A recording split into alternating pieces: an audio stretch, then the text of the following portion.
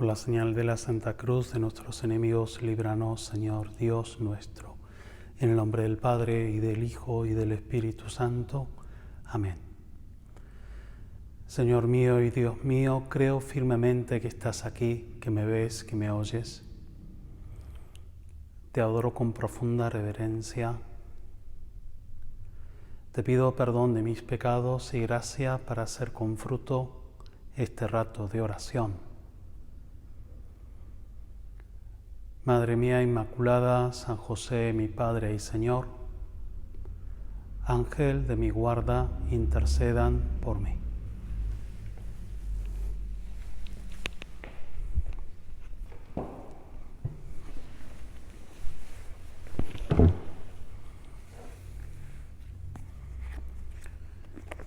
En el Evangelio del domingo 29 del tiempo ordinario se proclama un episodio de la vida de Jesús en la que hay una discusión entre los fariseos y el Señor. Concretamente se refiere a un tema de la autoridad. Los fariseos se reunieron entonces para sorprender a Jesús en alguna de sus afirmaciones y le enviaron a varios discípulos para decirle: Maestro, sabemos que eres sincero, que enseñas con toda fidelidad el camino de Dios, sin tener en cuenta la condición de personas, porque tú no te fijas en la categoría de nadie. Dinos qué te parece. ¿Está permitido pagar el impuesto al César o no?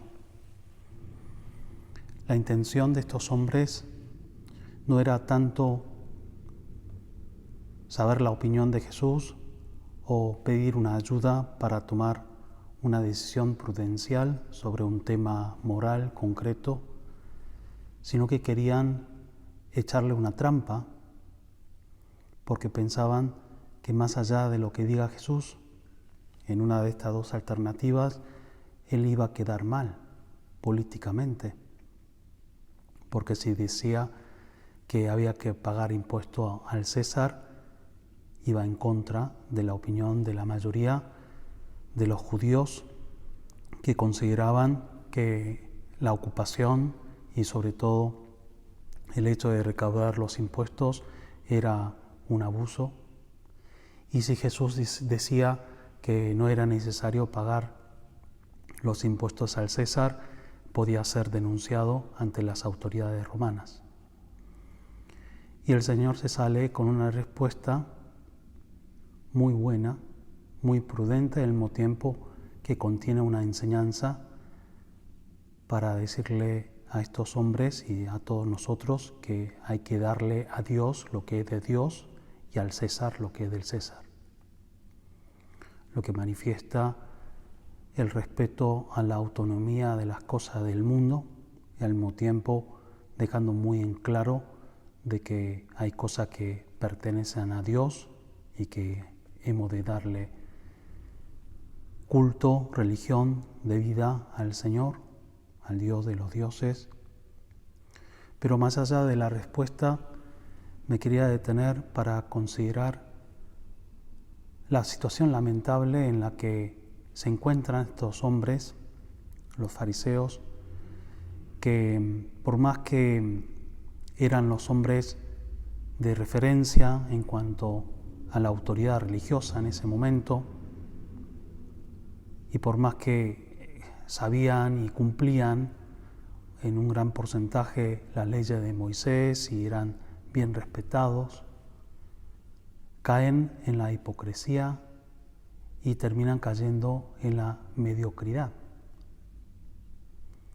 Y Jesús, en varias de las ocasiones de esta conversación, hace un paralelismo, o mejor dicho, un antagonismo entre la predicación del reino de Dios, de las bienaventuranzas, y los llamados ayes, los ay, ¿no?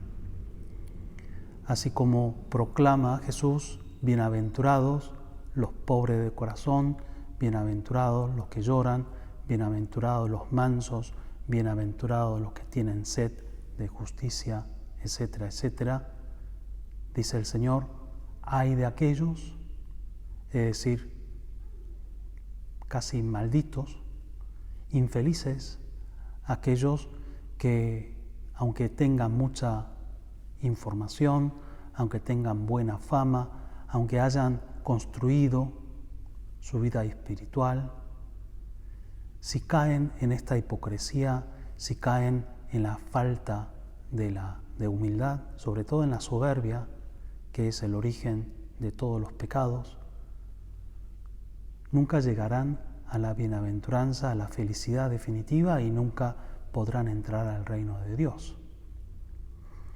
Y este es un peligro del que Jesús nos advierte a todos nosotros, para que no nos entre la hipocresía, no nos entre la soberbia, no nos entre, por tanto, la mediocridad en nuestra vida. La soberbia es el amor desordenado de la propia excelencia, dice Santo Tomás de Aquino, desmedido, ese eco insidioso del diablo que resuena desde los inicios de la humanidad. La primera tentación a Adán y Eva: serán como dioses. Están en ustedes mismos el origen de todo bien, la posesión de toda verdad y belleza, y por tanto son ustedes los dueños absolutos de su propio destino, de su propia vida, dueños del árbol del bien y del mal, cuando en realidad somos administradores. Ciertamente tenemos la libertad, tenemos, porque el Señor nos ha dado como don nuestra vida, nuestra inteligencia, y tenemos acceso a la verdad, a la belleza, al bien, y tenemos un algo de Dios, pero no nos hemos de endiosarnos con la soberbia pensando que nosotros somos el origen porque lo hemos recibido todo. Y el Señor nos dice que es humildad el camino de reconocer, no de negar esos dones. La humildad no es decir, no valgo nada, no tengo nada, porque no es verdad. Además, valemos mucho nosotros. Tenemos una dignidad que es infinita. Y además podemos tener mérito de cosas buenas que habremos hecho en nuestra vida. Pero es humildad reconocer que en el origen de todas las cosas buenas está el Señor. Es humildad contar siempre con la ayuda de Dios. Es humildad también saber desprendernos de esas cosas, porque al fin y al cabo son criatura, porque nuestro carácter, el carácter de nuestra vida es eso, limitado, no creador, sino criatura.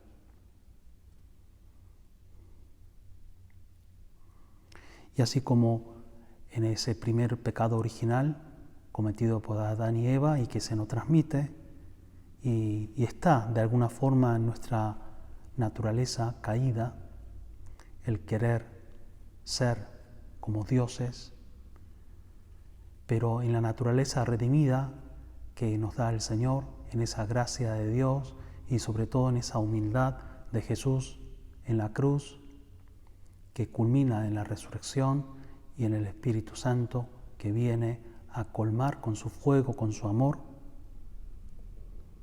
podemos encontrar también en nuestra vida razones de la belleza de la humildad. Así, un acto de humildad, un acto de servicio, aunque aparentemente parece que estamos perdiendo, la tentación del diablo parece bastante convincente muchas veces porque pensamos que la humildad nos hace perder. ¿A quién le gusta perder? ¿No? Un partido de fútbol, un examen, en el plano profesional, en un negocio, a todos nos gustaría ganar. Y pensamos muchas veces que humildad es perder. Pero en realidad la humildad es recibir los dones de Dios, humildad es entrar en la gratuidad de la gracia divina.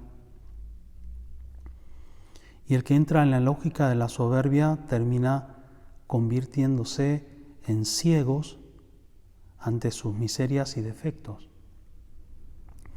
Como al fin y al cabo todos somos miserables, el que se jacta de las propias cosas termina mintiéndose, ¿no? Y es muy fácil mentir. Ahora mismo la gente muestra lo que quiere mostrar, la fase más bella. Es imposible postear en la red social, por ejemplo, las cosas que más valen la pena, ¿no? La vida de la gracia, el amor, el sacrificio, las cosas que hacemos por los demás, es imposible postearlo y que te lo reconozcan. Pero sí es posible postear, no sé, una buena comida, un viaje, una excursión, algo que se posee, una nota, un título.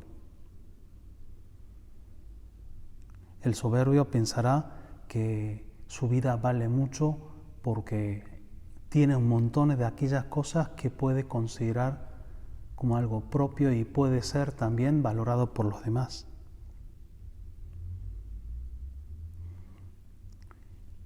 Y cuando la luz de la evidencia de la propia miseria y el poco valor de esas cosas en las que se busca el aplauso, entonces se pierde la paz, se angustia por poseer más, por querer recibir más atención, por querer recibir más aplausos,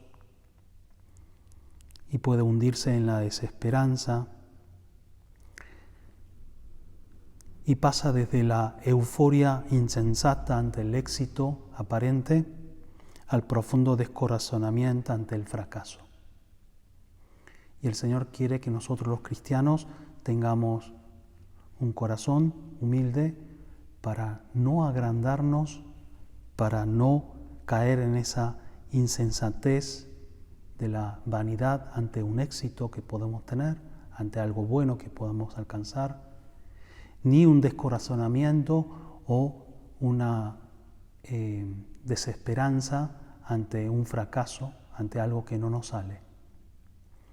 Esa actitud de la humildad y de la verdadera esperanza cristiana, saber aceptar algo que no nos sale, sea en un plano espiritual o en un plano profesional o en cualquier plano.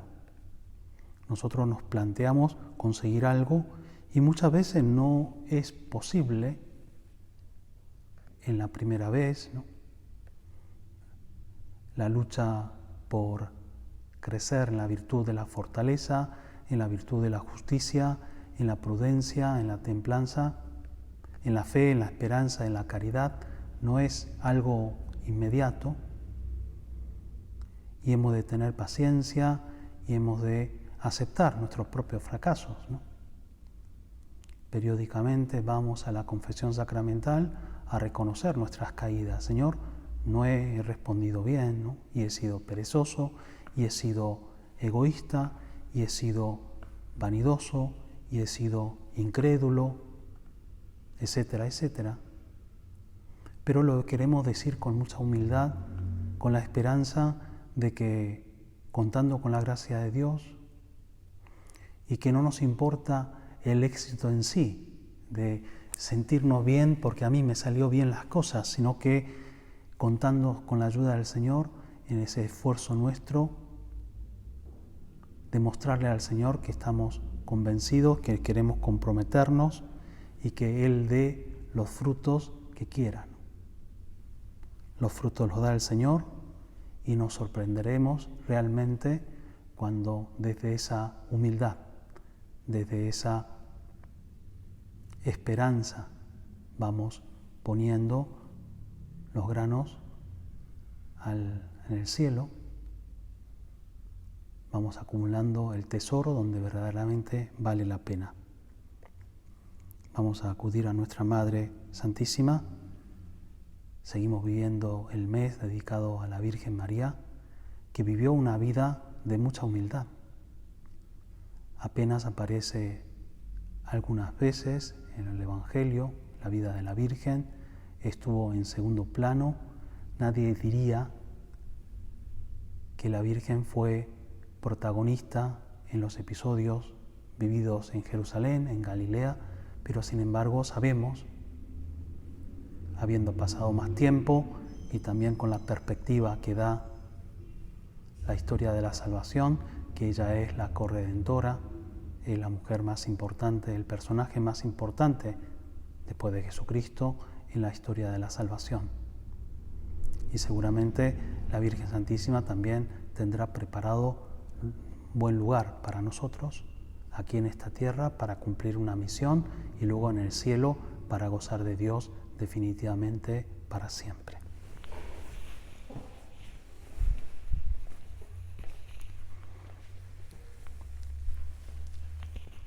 Te doy gracias, Dios mío, por los buenos propósitos, afectos e inspiraciones que me has comunicado en esta meditación. Te pido ayuda para ponerlos por obra. Madre mía Inmaculada, San José, mi Padre y Señor, Ángel de mi guarda, intercedan por mí.